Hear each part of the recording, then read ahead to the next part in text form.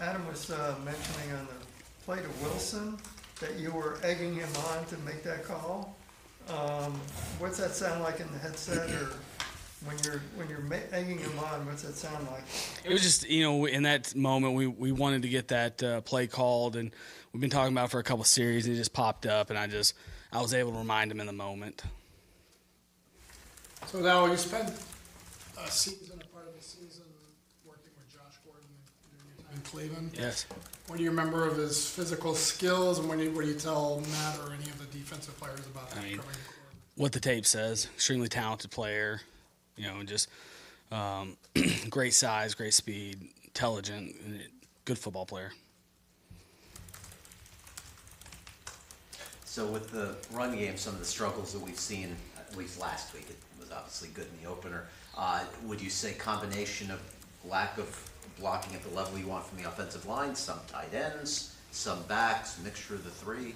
Some credit to them as well. I think we talked about it in here a couple weeks ago that there's going to be games like that when you guys asked about the success the first 2 weeks, and there's going to be some games where it just doesn't match up as well, and they're doing stuff schematically that's advantageous. So now the ball needs to go up in the air. And, it was a combination of all those things.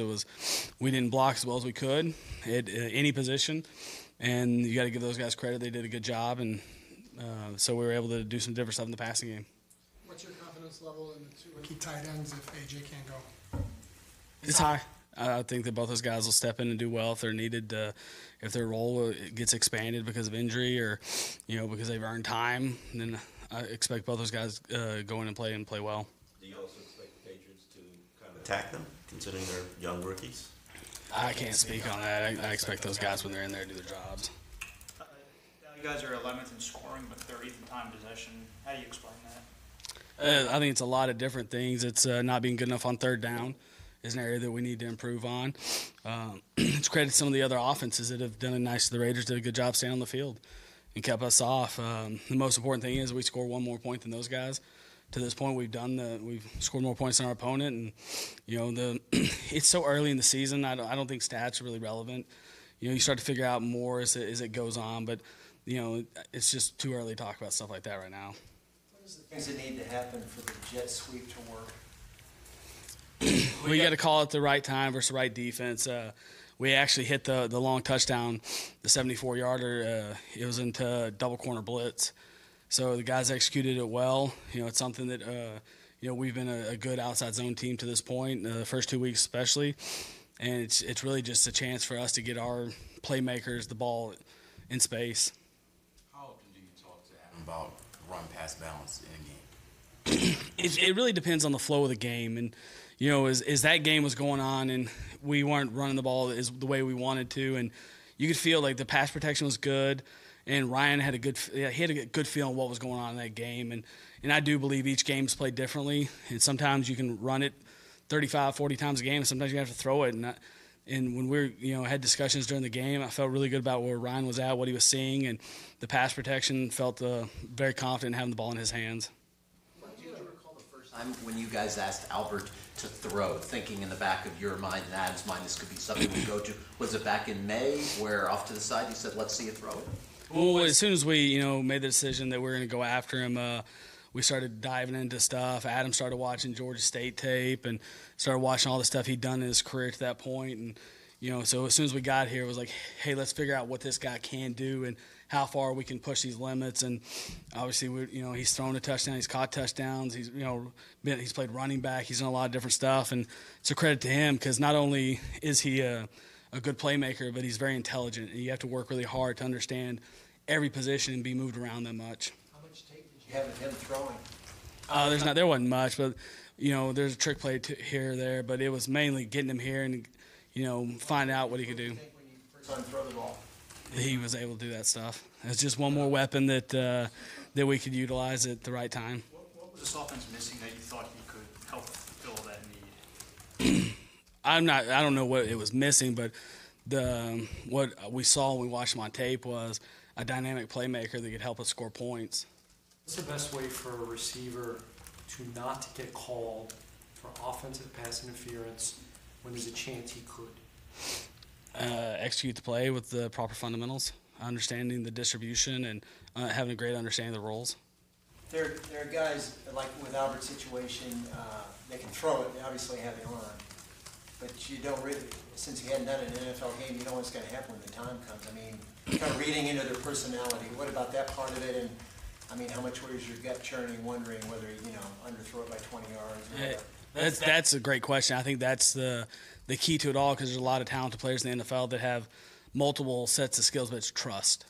And that's earned from demonstrated ability on the practice field. And he's executed plays, everything we've asked. Nothing's been too big for him, whether it was playing running back, slot, outside, quarterback in a wildcat situation.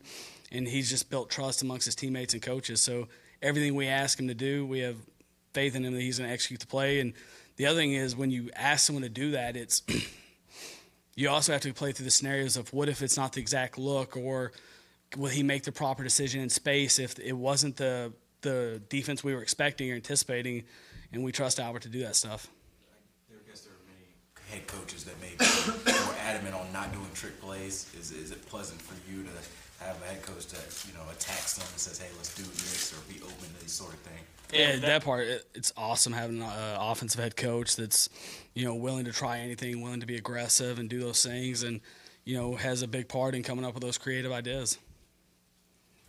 Does Ryan Tannehill run faster than you realized he could? When he got here, he seems fast, pretty fast. Yeah, I think he's fast. He's fast for a quarterback, and having a big part of his game is being able to extend, and make plays with his legs, the zone read stuff, all those things he can do. That skill set makes it tough on defenses. Besides getting the touchdowns off those trick plays, how much do you think you might benefit this Sunday as well as down the road in just giving defensive coordinators something to think about? Yeah, that's a great question. A great point is every time you do those things, and every time you use all these personnel groupings that we've been using, and those guys have to go and they have to prepare for them, and they have to prepare not just what you've done, but they have to rep every one of their blitzes, every one of their coverages into 5 wides, into 20 personnel, to 10 personnel, to 11 personnel, to 12 personnel, and all those different groupings that we've been doing. So it takes away time that they have to work on your core concepts, and they have to make sure they can fit every one of their runs, every one of their blitzes up versus each one of those personnel groupings. Anything about Amendola that you've kind of learned that you didn't realize, since you met him? I don't know if there's anything I've learned.